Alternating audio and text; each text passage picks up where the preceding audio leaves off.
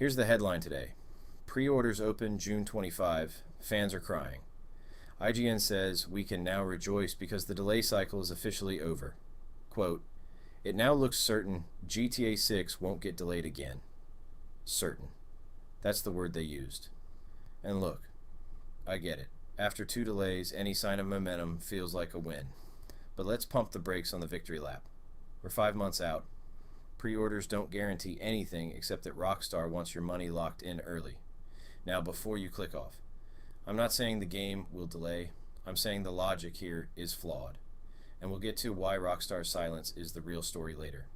But first, let's talk about what pre-orders actually mean. Pre-orders are a marketing strategy.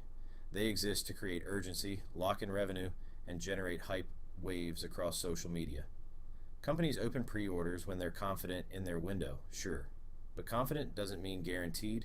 Cyberpunk took pre-orders, delayed anyway. Twice.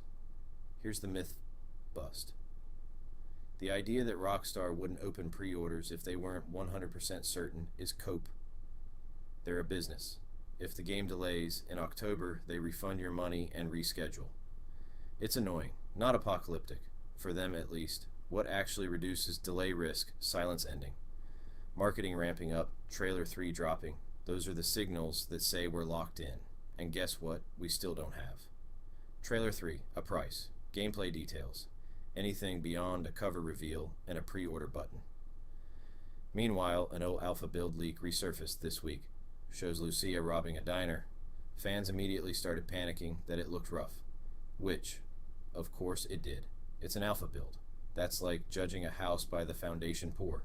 Completely irrelevant to the final product. And then there's this.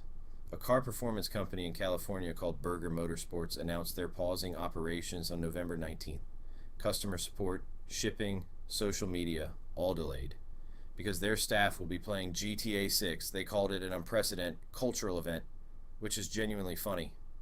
Respect to them for being honest about it. But it also shows the pressure Rockstar is under. If a random motorsports shop is shutting down for launch day, imagine the expectations on the actual game. 1 frame rate dip and the internet will melt. Now, that silence we mentioned earlier, Rockstar has said almost nothing since the second delay. No blog posts, no dev diaries, no reassurances beyond corporate earnings calls where Take-Two's CEO repeats the date like a mantra. November 19th, November 19th. That's not confidence, that's ritual.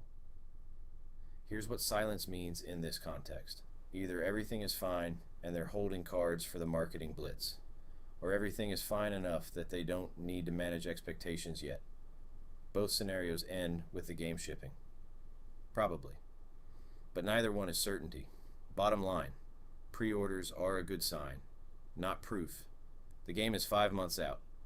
That's close enough to be real, far enough to pivot if something breaks. Don't let the hype cycle convince you that a pre-order button equals a guarantee. It doesn't. It just means Rockstar thinks they can hit the date.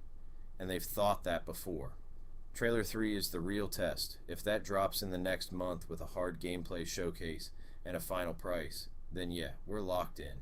If it doesn't, and we hit August with more silence, that's when you start checking the delay odds again. Until then, pre-order if you want. Just don't confuse a marketing milestone with a shipping guarantee. ViceSignal. We'll be watching.